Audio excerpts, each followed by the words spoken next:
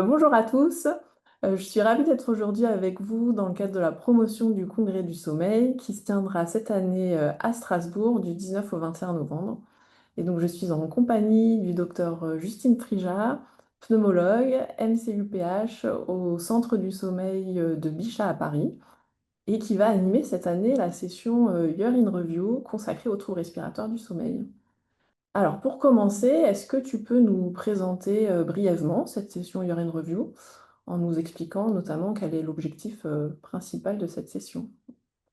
Alors la session Year in Review, c'est toujours la première session après l'inauguration du congrès et c'est une session d'actualité qui est divisée en général en sous-spécialités avec une partie neuro, une partie respiratoire, une partie fondamentale et souvent une partie pédiatrie également. Et l'objectif, c'est de présenter les grands articles, ou en tout cas ceux qu'on a trouvés les plus marquants dans notre catégorie, pour que chacun ait une petite idée de l'actualité, même s'il n'a pas la possibilité de faire une bibliographie extensive. Très bien. Et alors, quelle serait, selon toi, l'avancée la plus marquante de cette année dans le domaine des troubles respiratoires du sommeil? Alors, je dirais pas que 2025 est une année où il y a une actualité particulièrement marquante. Il n'y a pas de grande nouveauté thérapeutique qui va changer nos pratiques du jour au lendemain, mais il y a quand même plusieurs petits jalons, à mon sens, qui vont changer les choses pour nous. Je pense qu'on peut commencer par l'étude de la méta-analyse de Ben Jaffield, dans laquelle également Jean-Louis Pépin est auteur, et qui est parue dans l'Ancêtre Respiratory Medicine et qui a permis de mettre en évidence quand même une diminution de la mortalité toute cause et de la mortalité cardiovasculaire chez les personnes qui utilisent leur PPC par rapport à ceux qui ne l'utilisent pas.